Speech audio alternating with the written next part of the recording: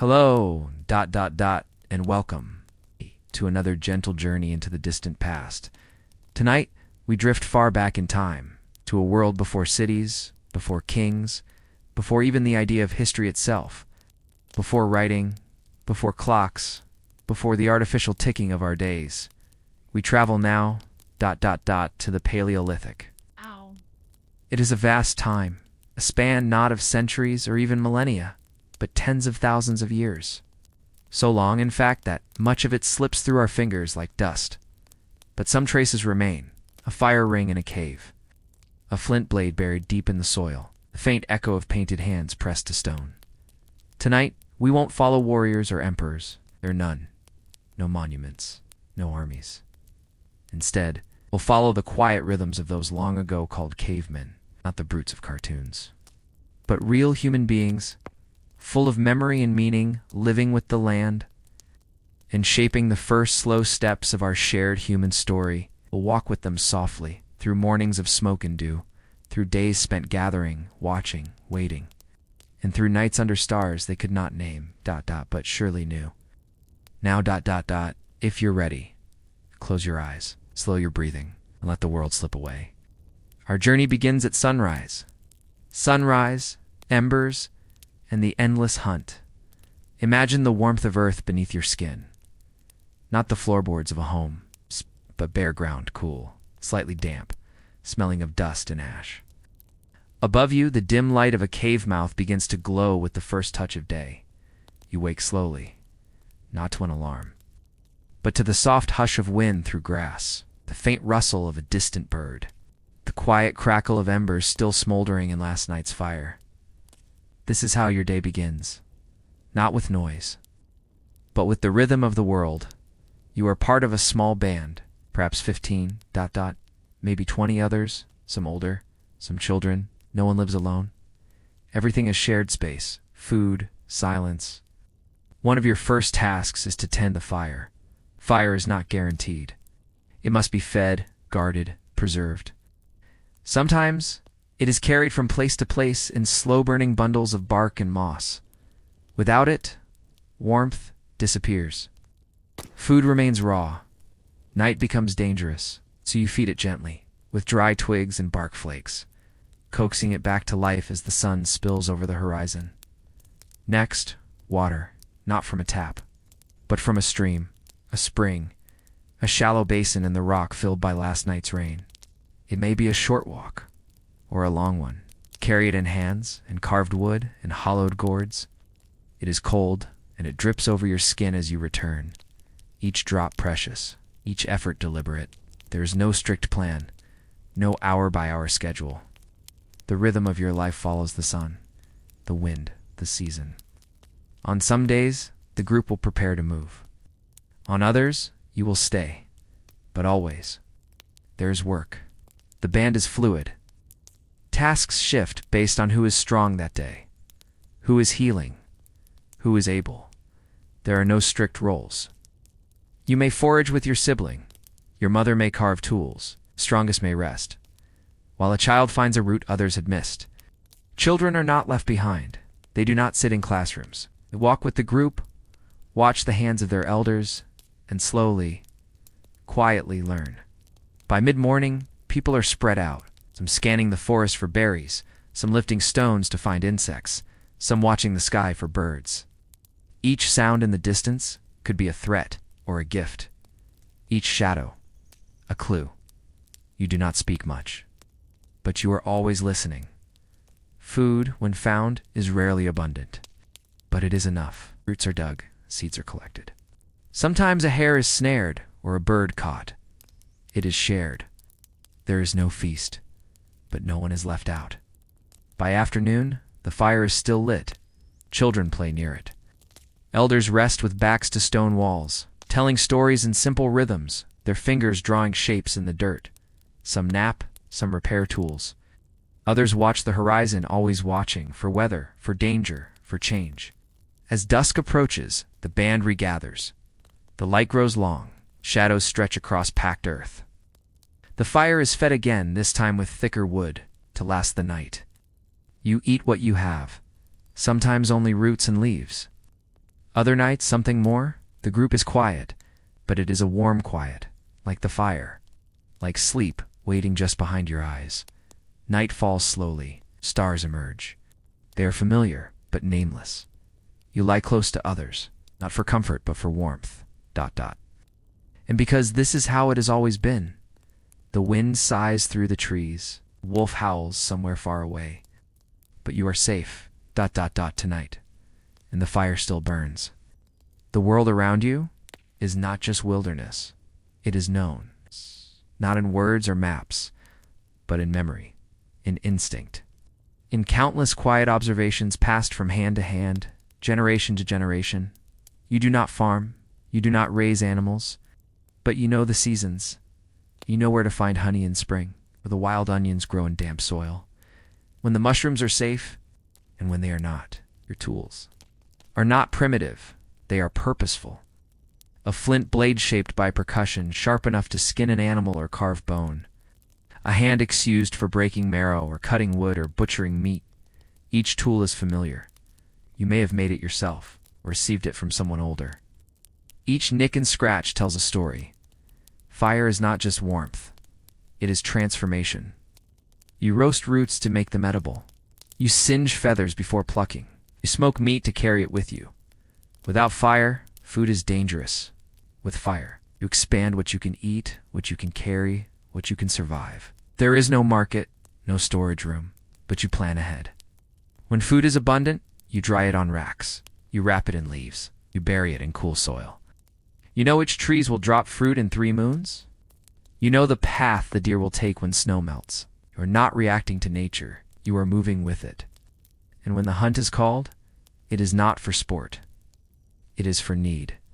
The group moves with silence. You track by footprint, by scent, by knowing how the forest breathes. You do not chase.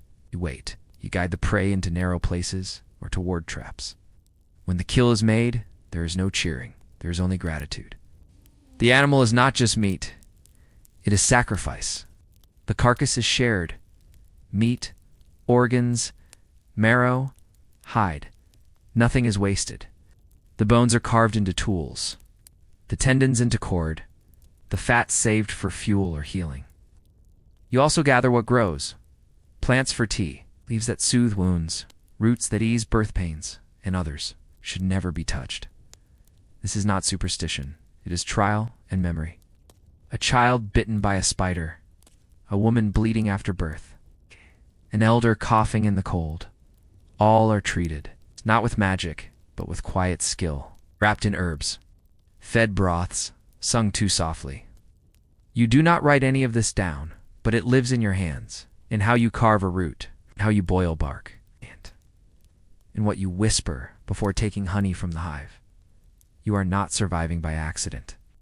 You are surviving with intention, with knowledge older than language, with tools of stone, but minds of vision. The sun is high now, and somewhere behind you. A child asks how to make fire, and someone answers, without words. Home is not a building. It is a fire circle. It is a gathering. It is where the smoke rises, and the breathing slows. Your people do not live in cities. There are no walls, no doors.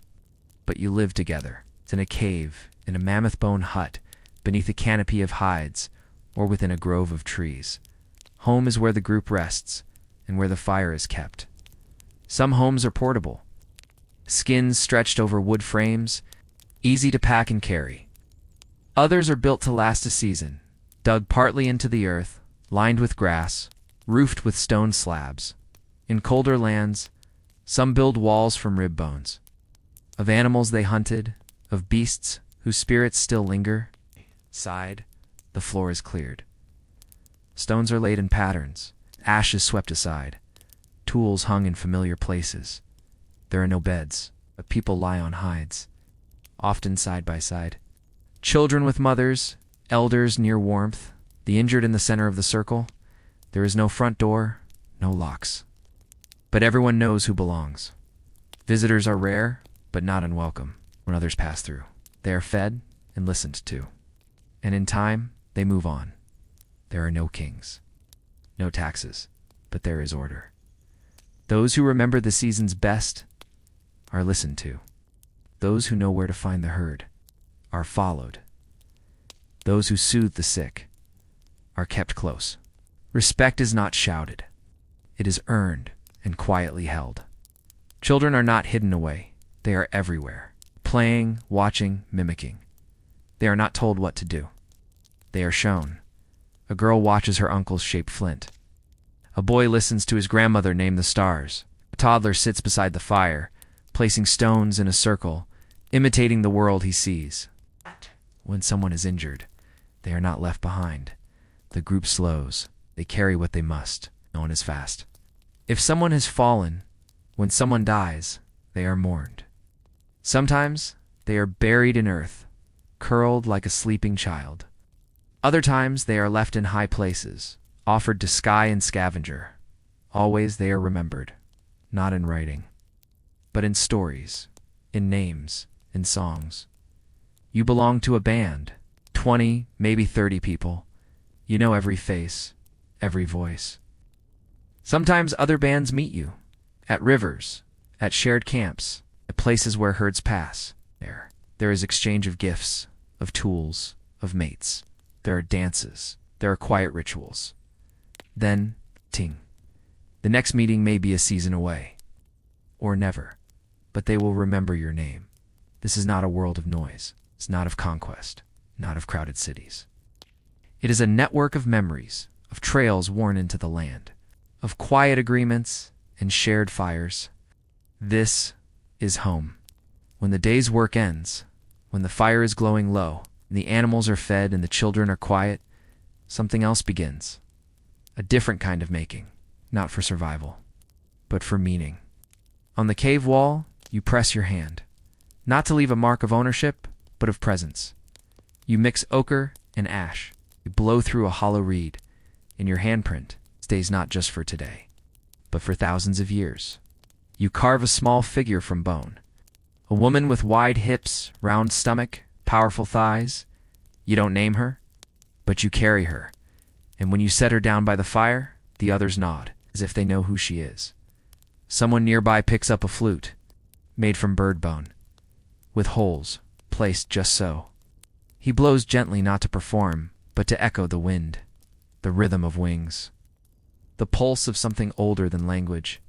There are no written words, but there is song, low murmurs, call and response, drones that vibrate in the chest, lullabies hummed by the fire, ritual chants sung to the moon. Some songs are for healing, others for birth, some to remind you that you are still here. There are rituals, too.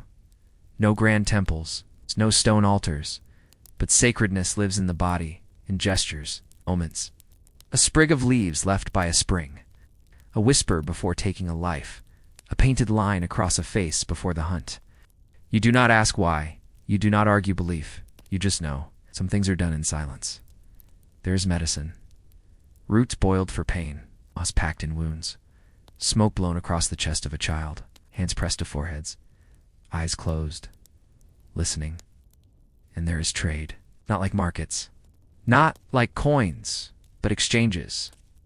A piece of amber passed between strangers, stone blade made from rock that came from hundreds of miles away, shells found far from the sea. You don't ask how they got here, but you hold them, and you know. Someone somewhere held them too. Time moves differently here. There are no centuries, no calendars, but you remember, and that memory lives. In pigment, in carving. In rhythm, you do not build monuments, but you leave legacy. In handprints and songs, in the way your children listen when the fire is low. You do not know the word history, but you live it. You live it and pass it on. So now, as the fire fades, as the sky turns dark once more, and the night wraps around the earth like a blanket, we leave them, the quiet ones, the ones who shaped nothing grand, and yet everything that matters. They did not build pyramids. They did not conquer nations, but they endured. They watched. They passed stories across generations, not in ink, but in touch and voice and gesture.